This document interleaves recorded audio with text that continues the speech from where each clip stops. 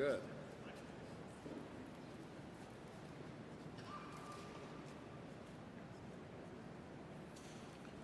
Good morning. I'm Dave Cunliffe. I'm the Fire Chief for the City of Hamilton. Premier Ford, Minister Piccini, Mr. Lumsden, MPP Skelly, members of the Fire Service and media. I want to welcome you today to the Hamilton Fire Department state-of-the-art indoor training facility. It's our pleasure and honor to host you, Mr. Premier, today for this very important announcement. I'd like to call on Local 288 President, Hamilton Professional Firefighters Association President, Rob D'Amico, to say a few words.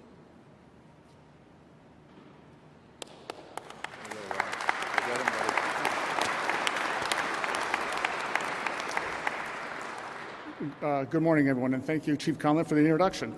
On behalf of the Hamilton Professional Firefighters Association, Local 288, I want to extend our thanks to Premier Doug Ford, Ministers Piccini, Lumsden, MPP Skelly, and the Ontario government for their strong support of our firefighters. Their dedication to our safety and well-being is greatly appreciated. Hamilton's firefighters work tirelessly every day to keep our community safe, and we're proud of their commitment and service. A special thank you to Premier Ford for being here today. Your ongoing support means a lot to us. Thank you very much. Thank you, Rob. Now I'm pleased to hand it over to MPP Donna Skelly.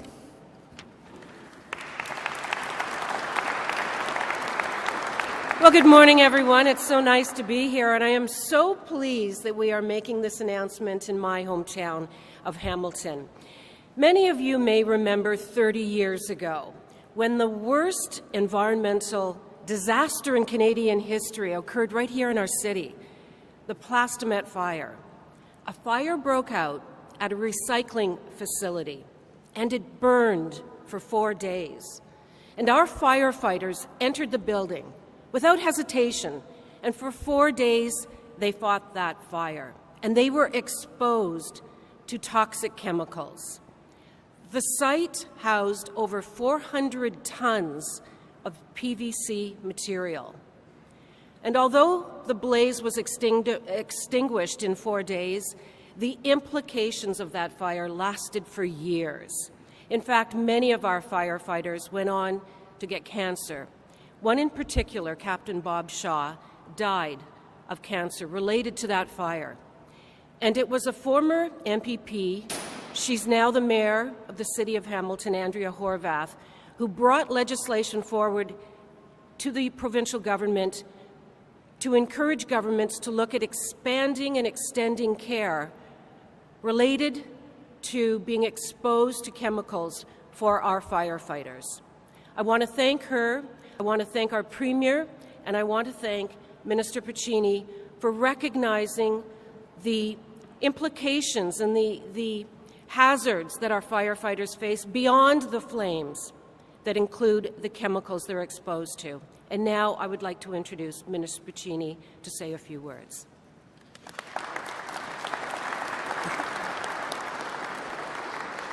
Thank you, MPP Skelly, for that kind introduction and for your ongoing advocacy and for mentioning that tragic fire, but for also alluding to the silent but sometimes deadly and ensuing battles that are faced long after the fire's been extinguished.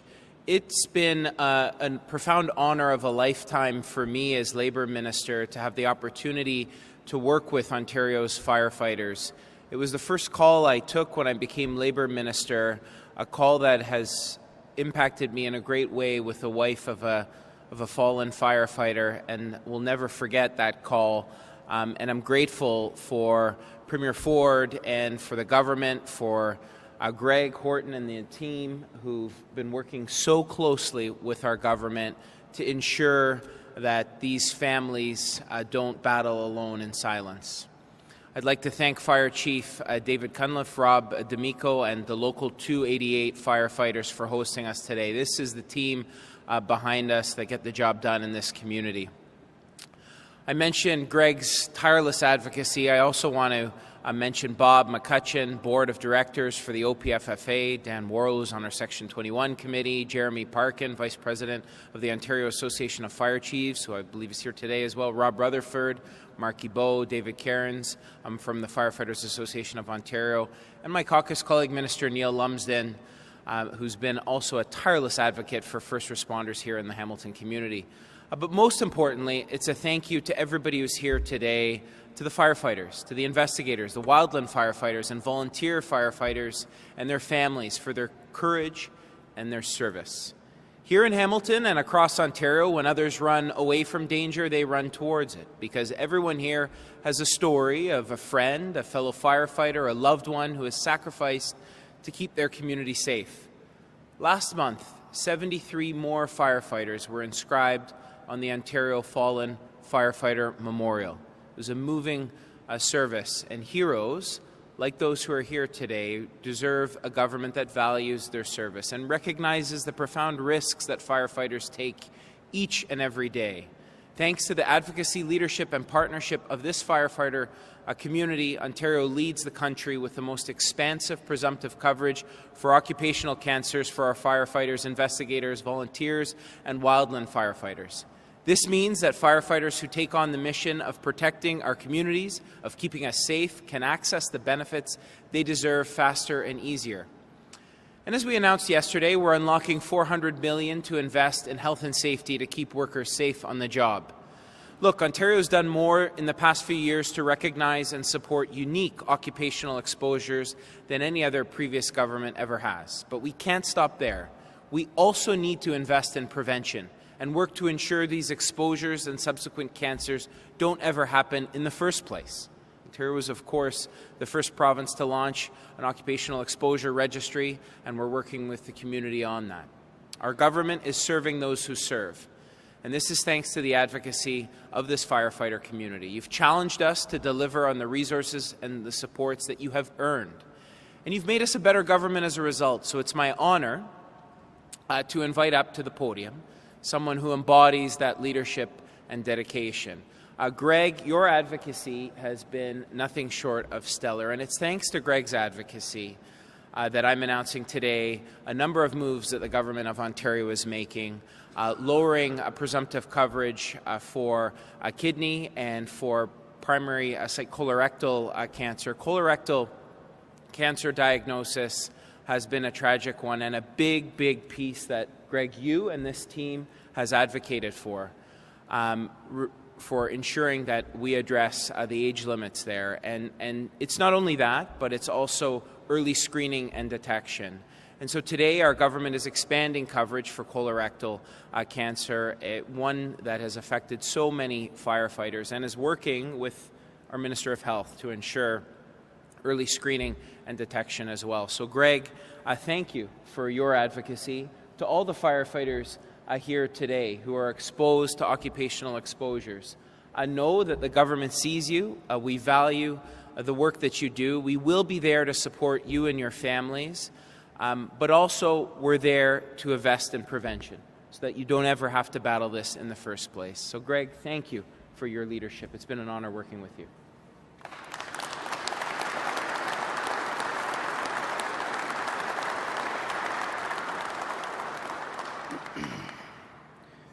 Thank you, Minister Piccini, for those kind words. Premier Ford, Minister Piccini, distinguished guests, brother and sister firefighters. My name is Greg Horton. It's my distinct honor to be here today representing the Ontario Professional Firefighter Association's 12,000 members. Special thank you to Fire Chief Cunliffe and Mayor Horvath. We are very excited to be here in Hamilton today, which for many of us in the fire service consider Hamilton to be the birthplace of the occupational disease movement and cancer recognition in the province of Ontario. As mentioned previously, the tragedy that was the Plastomet fire really shone a light on the exposures that we face as firefighters, and it was then MPP Horvath that led a charge to start the recognition process for occupational disease. So I'm very happy to be here, and thank you very much for having us. In July of 2022, the World Health Organization Cancer Agency classified cancer in firefighters as a Group 1 occupational hazard, the highest level of carcinogenic intake possible. Firefighters are routinely exposed to carcinogens, chemicals, and other toxins while performing their duty of protecting Ontario's people and their property. Cancer is the leading cause of death among firefighters. 74% of line-of-duty deaths are due to cancer. Today, this government has made a commitment to firefighters and their families to recognize that those members who contract kidney cancer will now need 10 years of service in order to be recognized as an occupational illness due to their years of service to our communities. Additionally, the age 61 provision for colorectal cancer has been eliminated, allowing our members over the age of 61 to receive the proper recognition. Our families will now have recognition for their loved ones and the security to move forward without them. The importance of this recognition to firefighters and their families cannot be understated. Those that become ill no longer have to worry what will happen should they succumb to these diseases. To be clear, the actions of Premier Ford, Minister of Labour Piccini, Solicitor General Kersner, and this government have made a direct impact on firefighters and their families in the province of Ontario. The acknowledgement that this is a line-of-duty death ensures that the families are left behind will receive the recognition. Their names will be inscribed upon our granite walls, and they will be forever remembered by the citizens of Ontario. This recognition is not meant to replace the void left by the passing of a loved one. It does not erase the pain of their passing or the circumstances that led to their tragic death. On behalf of my brother and sister firefighters and their families, I'd like to thank Premier Ford, Minister Piccini, Minister Kersner, and this government for their unwavering support on this important recognition for firefighters across Ontario. Without you, this would not be possible. For those families yet to contract these terrible diseases, know this: we will continue to advocate for better health and safety policies and procedures.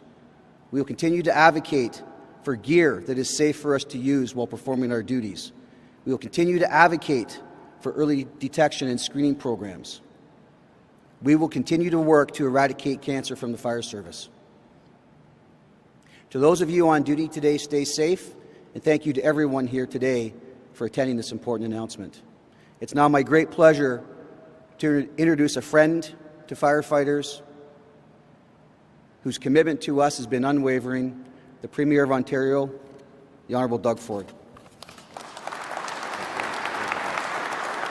Thank you. Well, first of all, good morning, everyone, and Greg, thank you for the kind introduction. But, you know, I got to give a shout out to all the firefighters here. I love you guys and gals, and you do an incredible job. And I'll tell you, we're blessed to have all of you, but we're blessed to have someone like Greg leading the charge and always being there and always having your back. And thank you for all your work, and along with Rob and the whole team, the association. And so I'm thrilled to be back here in the Hammer. I was back here a little while ago watching the Ticats with Lumsey there. He still thinks he's playing football, but he probably could strap on the pads. And alongside Minister Piccini, has been an incredible leader and a real champion, as well as MPP Donna Skelly. You know, I was talking to Donna, what was it, late last night, 9:30, and you were telling me about that fire. And you were telling me how the mayor stood up and really voiced her opinion. I want to thank you, Mayor, for everything you do for the people of Hamilton. I want to thank you for the incredible relationship that we have now. Isn't it amazing how things changed a little, just over a couple of years? But I think the world of her, I really do. And a big thank you to Chief Cunliffe. Thank you, Chief, for everything you do with all our men and women, the firefighters here in Hamilton. You got a big job. And again, Rob, thank you for your leadership. All the firefighters joining us today, I mentioned you're all absolute champions, and everyone from the Hamilton Fire Services indoor training facility. This is a spectacular facility. It's always an honor to be alongside our brave women and men in uniform.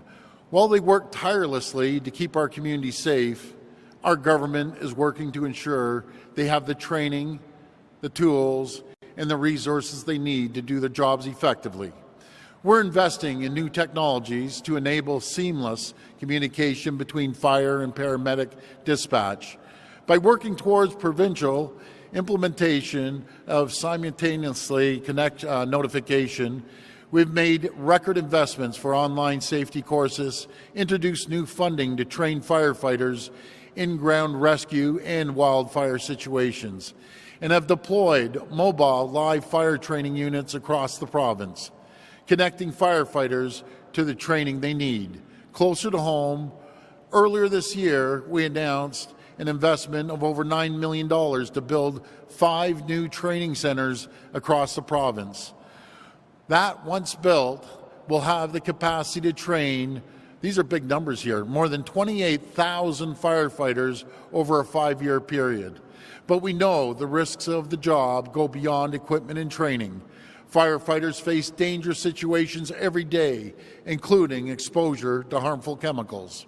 That's why, as part of our 2024 budget, we introduced the Fire Protection Grant, a $30 million fund to help municipal fire departments acquire personal protective equipment and specialized tools to reduce exposures to hazardous substances.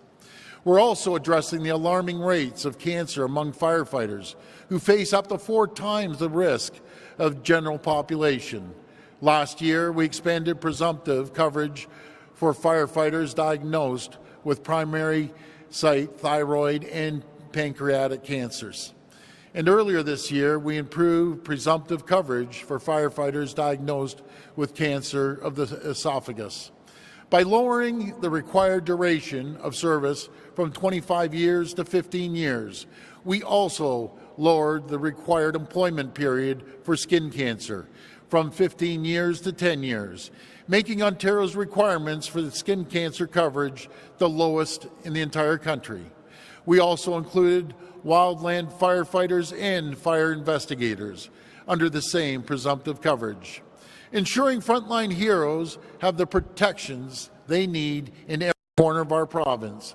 And today, as Minister Piccini mentioned, we're announcing that we intend to go even further.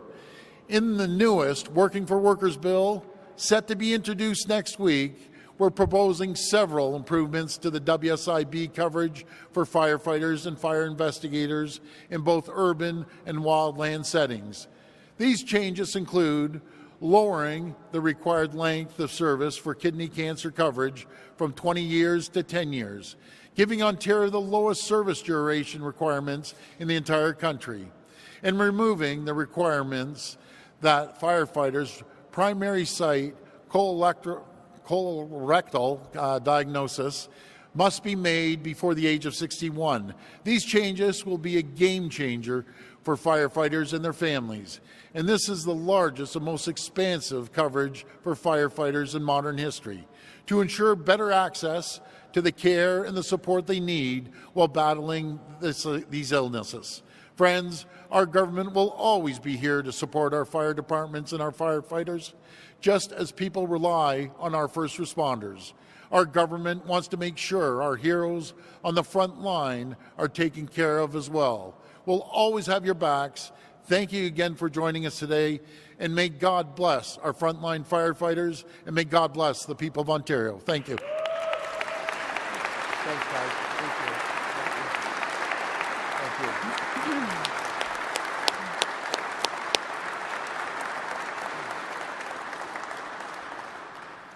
We will now go to reporters' questions. Reporters, please line up at the mic behind me. Please identify yourselves by name and outlet. It'll be one question, one follow-up. First reporter.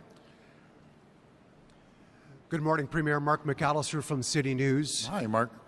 How do you justify pushing through last-minute changes as part of the bike lane bill yesterday that would prevent lawsuits coming forward from cyclists who may be injured or killed? Well, first of all, what we want to do is we always want to make sure bike lanes and bike riders are safe. But when you have, I'll give you an example, Bloor West, zero consultation with the community because it would have been shot down. 0.5% of them are using a full lane of a road. 70% are drivers. They're barely being used, but they're taking up one lane of traffic. They're backed up from here to Timbuktu in the cars. People do not want the bike lanes on especially Bloor West. The mayor even acknowledged that. The previous mayor acknowledged it. The previous mayor even acknowledged that Yonge Street was a mistake, and I'm glad he admitted it. And we're going to work with the mayor and the city, and we're going to get traffic moving, but I want to make sure that the bikers are safe. I've always believed that you don't put them on main arterial roads, you put them on secondary roads, so you don't jam up the main roads. Again, I just want to run through these figures. In Bloor West, 0.5%, I think I'm being generous by 0.5%, take up a full lane of traffic that the cars should be on. 70% of the people driving are lined up all the way down Bloor, and it's just not fair to the drivers.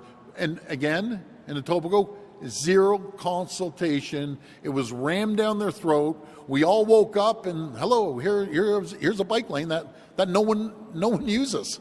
It's ridiculous. With respect, you didn't answer my question about lawsuits and putting through the last-minute amendments about preventing lawsuits. And second to that, these same amendments are raising the question about who's going to pay for the removal when all along your government has said that you would take care of it. Well, we're going to make sure that we take care of the removal, and these numbers are throwing out 49 million, 70 million. It's absolutely a joke, to be honest with you. You think we're paving the streets with gold. You know, we removed Jarvis when I was down there. I think it was for $250,000. But I get it. I know the game, what they're playing. They're inflating the cost. It's not going to cost that much. Just watch how quickly we get those bike lanes out of there at a fraction of the cost. And no one's talking about, you're saying about the cost of the bike lanes. How about the billions of dollars it's costing our economy for people and goods and services going to point A to point B that can't get there because they have one lane of traffic in the most congested city in North America, the third most congested city in the entire world. We're going to move forward and we're going to get the city moving. We're going to make sure the bike lanes are safe and they're going on the secondary roads. They aren't going down the main roads on Yonge, University, and Bloor. And there's alternatives along University. You either take the 70-foot sidewalks out, 10 feet of them out, or you go down the medium, one of the two. But there's always more than one way to come up with an idea. But thank you for that question. Morning, Premier. Lane Harrison, CBC News. Your government talks a lot about reducing gridlock so people can spend more time with their families, but 6 people in Toronto will never spend time with their families again because they were killed riding bikes this year. How do you explain the amendment that protects the province from lawsuits around injuries or deaths after you remove bike lanes to the families of those dead cyclists? Well, again, my heart goes out to the families, and I'm so sorry that happens. It's just like I'm sorry when people get in car accidents and motorcycle accidents and so on and so forth. And, that's terrible. We want to keep everyone safe. I want to keep everyone safe across the roads. But do you know who I want to keep safe too? When the firefighters jump in their trucks and they're trying to go down University and they're jammed behind traffic. They can't get there to save lives. Or they're trying to go down Bloor Street and it's absolutely backed up from here to Timbuktu. Or Yonge Street, that doesn't make sense at all. That's who I want to save lives for. I want to save everyone's life. Don't get me wrong that, bike riders are important. Go on the secondary roads that run parallel, a few feet away from the existing roads. Be careful out there. And we're going to get stuff going, moving, and that's what we're doing. Simple as that. Okay. With respect, the fire officials in Toronto have said that the bike lanes in Etobicoke don't impact their response times, but I'm going to move on to my second question. How do you feel about the Trudeau government removing the entire HST, including the provincial portion, for 2 months? Well, we did it 2 years ago. We just didn't go out there and do cartwheels. 80% of what they're saying they're going to do, we're doing. But hey, I got to give them kudos. Any government, I don't care what political stripe, wants to put more money back into people's pockets, good for them. And I love that they gave the $250 cash back to people. Folks, it's not our money. The government has a sense of entitlement that it's their money. No, it's the people's money. It's the hard-working firefighters, it's the hard-working people in the factories' money. It's not the government's money. So we look forward to giving back the $200, and I'm glad they took our lead on that. I think more governments should do that. Rather than gouge the taxpayers, how about giving it back to the taxpayers? Hi, Premier. Sean Cowan with CHCH News. Hamilton, as well as our neighboring communities like Niagara and St. Catharines, dealing with encampments, dealing with the high price of housing, homelessness, mental health, and drug addiction. Right now it's falling on municipalities to deal with this as well as the taxpayers. Does the province have a plan, a strategy to deal with this so it doesn't fall on the municipalities, perhaps a provincial issue? Well, first of all, we've given over $700 million for homeless across the province. Mayor, correct me if I'm wrong, I think Hamilton got $28 million on that as well. But, I'm there to support the towns and the cities that want to remove them. I'll give you an example. Guelph and Cambridge, right? They went in there, they moved encampments. They have places for them to go. I know the mayor's working really hard to find homes for them as well. But let's talk about when they show up in your backyard, in your park, and there's crime, because I've experienced it up in Rexdale. There's crime, and houses are being broken into, and needles on the ground all over the place, and the kids don't feel safe going to the park because there's a whole bunch of these people sitting there. I want to give them shelter. I want to give them help. I want to give them a hand up. Most importantly, I want to get them a good paying job to get them out of the situation they're in. That's what I want to do, and I think the people in Ontario feel exactly the same way. You can't say it until they show up in your backyard 10 feet away from your back fence in a park. You change the tune really quickly. On that note, will you use the notwithstanding clause? Well, we had a letter from, I think it's 12 or 15 mayors across the province supporting us and moving forward with this. Let's see what happens. We will always be there for Guelph in Cambridge. If they get challenged in court, the province will be right there with them, supporting them in court. Hello, Premier. Matthew Van Dongen from the Hamilton Spectator. I'll probably to ask you on that topic again. You have some mayors and councils certainly asking you to use the notwithstanding clause to help clear encampments from parks, but then other councils are not making that request, like here in Hamilton, for example. So given that division of opinion among councils, is it fair to consider using the notwithstanding clause? Well, let's see what happens. Let's see what happens in Guelph. Let's see what happens in Cambridge. We'll decide after the courts decide, but we're going to be there to support the communities. And even if we did use it, it doesn't force any city to go along with it. That's fine. If they want encampments in their community, so be it. I don't know too many people that want encampments, to be very, very frank with you. Okay. And then those encampments are about as popular as bike lanes. As a follow-up, the province recently announced the start of procurement for LRT in Hamilton. Yes, we did. And the province, through Metrolinx, is going to be buying about 100 properties up and down that line. Yep. And we're told when that construction is done, there will be leftover property. Are you willing to commit some of that property to build affordable or supportive housing? Well, we'd sit down with the mayor. This is the mayor's town and the council. They represent them, and we'd sit down and say, what do you want to do with the property? That's what we'd be doing. But we do need the federal government. As we see the costs escalating, we put $1.7 billion into that LRT. And like anything, costs go up, but we need the feds to come to the table. Last reporter. Hi, Premier. Siobhan Morris, CTV News. I'm looking for your thoughts about the deal that the federal government has reached with your government on the school breakfast program. Yeah, well, we're always in to support the breakfast program. I've been a big fan of it from day one, and we're going to work hand in hand with the federal government to make sure the kids don't go to school hungry. And we know if they have a little food in their stomach, they're doing well. I supported it back when I was a city councillor with my brother Rob as mayor in the city of Toronto. I'm a fan of it. So. And returning to your favorite bike lanes, you talked about, you'd be surprised how quickly these things can come out. When do you anticipate that removal to actually happen? We're going to be working with the mayor directly. By the way, I have a phenomenal relationship with Mayor Chow. She's such a really good person, nice person. We may differ sometimes on policies, but we get along very, very well. And we'll sit down, and I know that she agrees. The Bloor West bike lanes are coming out.